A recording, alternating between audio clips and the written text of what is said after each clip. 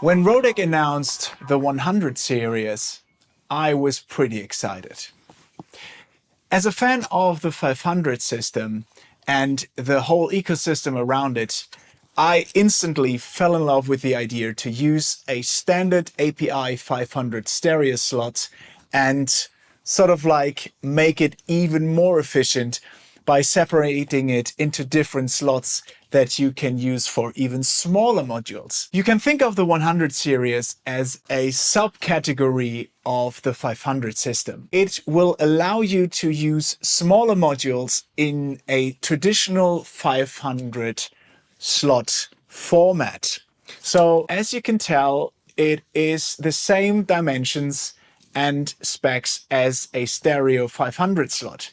But what Rodec did is separating it into different smaller slots even, so that you can pick and choose your own kind of like little slots. The idea is to have a more efficient use of the space that is available.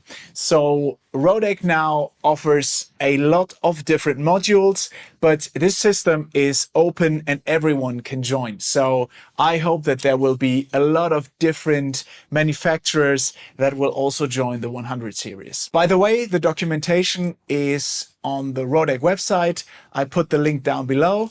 And yeah, let's talk about it and I'll show you the system now. What I have in front of me here is a stock configuration that is coming from the MX Modular. So if you would buy an MX Modular Performance or Hybrid Edition, then in fact you would get this configuration based off an M108, an M102, and an M104. The idea is that you would buy the Performance or Hybrid Edition if you are a performing musician or a DJ that needs a super nice line preamp combined with a EQ that gives you a wide range of applications plus a super nice analog filter. So let me go through the whole signal chain here. At the top, we have the M108, which is the discrete line stereo preamp that hosts two of the custom Rodec op amps. So inside here we have the vintage op amps that give you a little bit more mojo. So the more you go into the yellow and red zone here, you get more mid-range and this like tasty saturation that you know already from the 501 video. If you've seen that, please do. We have also a plus 30 dB switch here. So if I would activate that now, we even have a crazier amount of drive. So we can go up to 60 dB and you see how much I drive the input stage right now. But this could be cool, especially like on clap sounds from the 909 or something like that. I love to toast them through this preamp. Sounds absolutely stunning. Also on bass sounds, it sounds just like super, super nice.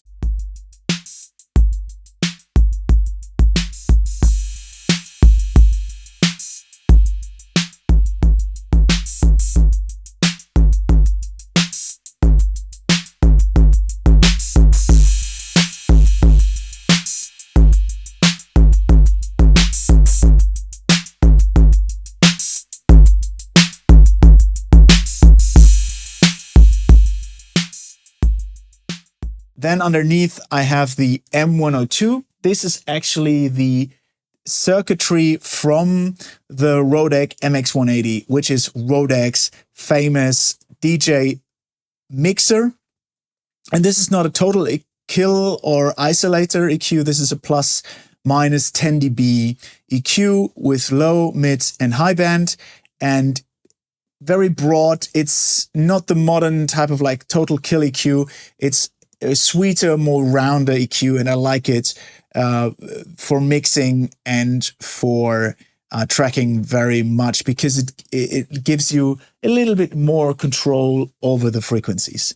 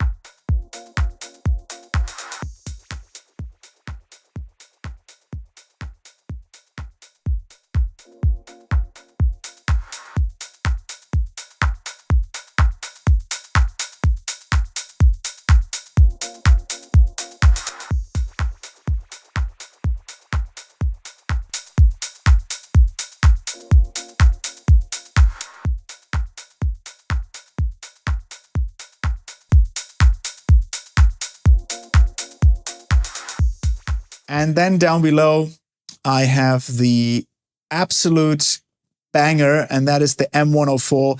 That's an analog filter based loosely around the MS-20 filter, but it's sounding way more cleaner, and it has this like superior quality to it. So we have gain and out knobs. So gain is the input signal, so I can drive the input of the filter, and then I can, of course, trim the output after the filtering is done. Next to that, I have the dynamics control, and the dynamics control sets the amount of modulation of the envelope follower, because we have an envelope follower in here that listens to the input signal, and that envelope follower modulates then the frequency cutoff. The attack and decay phase of the envelope follower is fixed, but we have a CV input on the back, so we could modulate that with our own LFOs or our own envelope followers. So we could use that to our advantage. So we have access to the frequency knob through the CV input on the back. Then we have the low pass, high pass knob. So we can blend between a low pass and a high pass and everything in between. And this is like a state variable filter. So super nice, gives you a lot of control and super smooth blends between all those different filter types. And last but not least, we have the resonance. The resonance is, of course, the resonance of the corner frequency of the filter. And because of the huge headroom that this 104 has, it's very, very clean. Yes, you can start to make it scream, but that's intentional. Sometimes you want this like screaming and aggressiveness, especially on bass sounds. So I have some demos where I make this like talking wah-wah bass that is animated through the envelope follower. There I sometimes want to have that that like grittiness of the filter.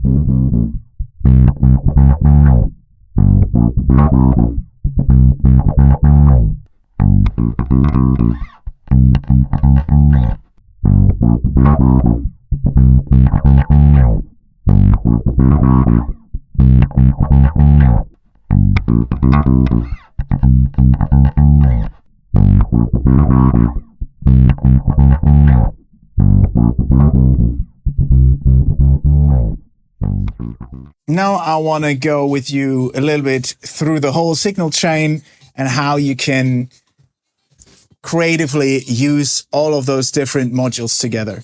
So I have this very standard track here from one of my older records, and just listen how great the line preamp sounds once I start to drive the signal a little bit.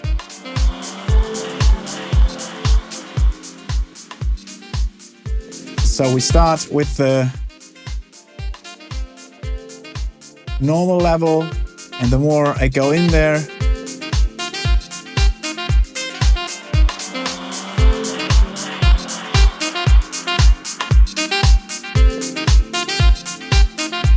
opens up the track already, makes it really lively.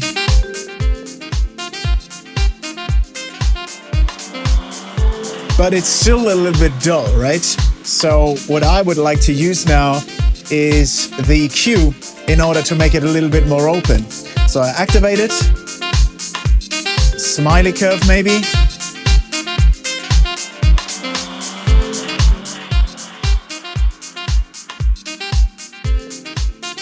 But the mid-range is a little bit too much.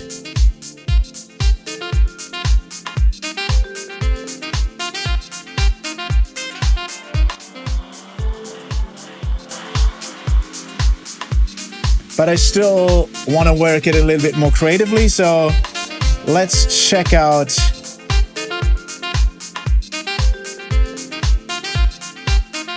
the M104.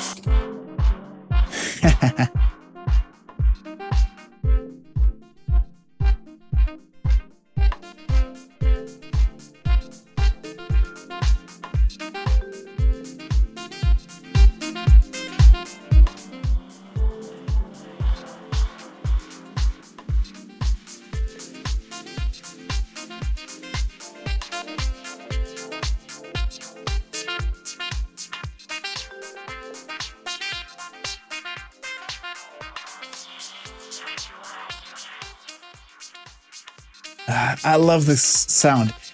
The filter is so nice, it's so clean, yet so vibrant that even the high-pass filter sounds great, which is sometimes supposed to be like the most boring filter sound.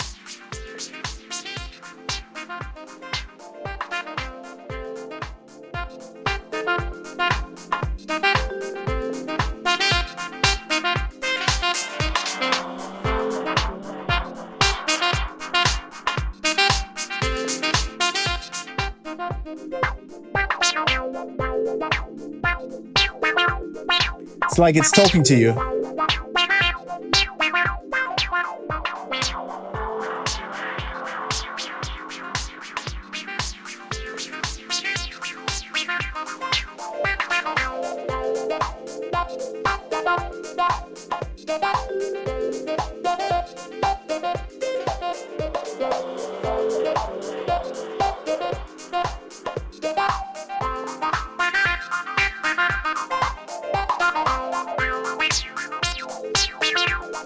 Yeah, I could do this for ages.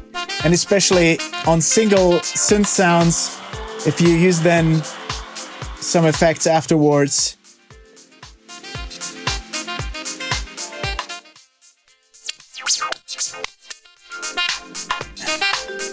You can get like dub effects or anything else. So, but I just wanted to show you how clean this filter sounds and how great.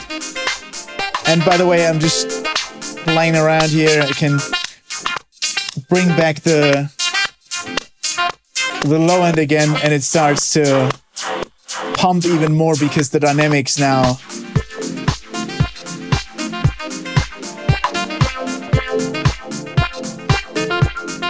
Ah, what a glorious sound.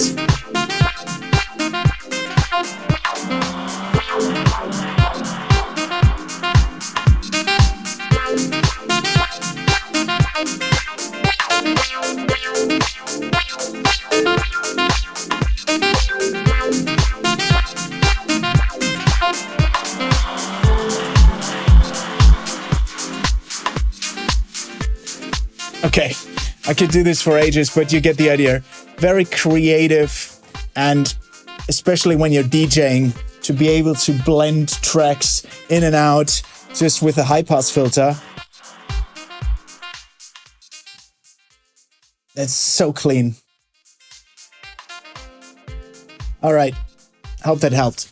One of the techniques I learned from engineers that started their careers in the 70s and 80s is to use an analog filter as a dynamic EQ. The idea behind it is because back in the day, you wouldn't have unlimited amount of EQs in your studio. You would have your desk that had a very limited EQ, but it was an EQ that you could use for recording, and that's it. There was no DAW with 11,000 plugins on it. You had to work with what you got. So especially in studios where they had analog synthesizers with an external input, they would use those synthesizers as an EQ. And the technique is as follows. So we use the 104 in the high pass mode, set it a little bit higher so that it is not just like cutting out the whole low end, but just a little bit. And then we increase the resonance and use the dynamics in order to trigger the cutoff frequency. And what that will create is sort of like a dynamic EQ, because the the high pass filter is increasing the low end and is reacting to the input signal, i.e. the drum sound. So we will get this like dynamic elements. So let me show you how that will sound. So I have my acoustic drum kit here.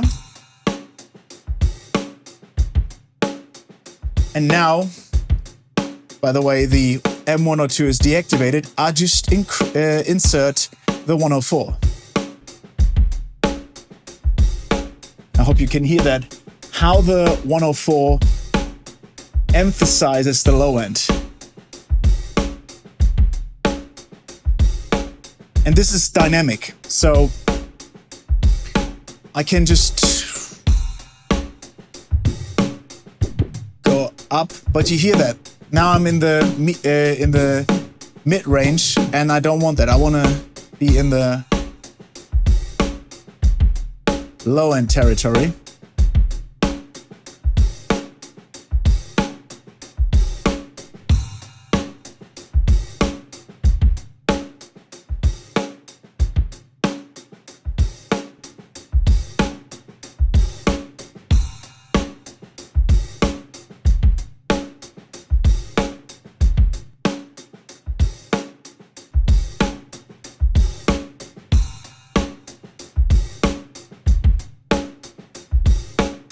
The other way would be to use it as the low pass filter. So when you have the low pass filter only available, so for example, if you would use like a Moog, then you would use the low pass filter, set your frequency accordingly, record that, and then put it underneath the original track, so that you would have this like super nice bottom end that you could use in order to drive the low end. And yes, this is also dynamic.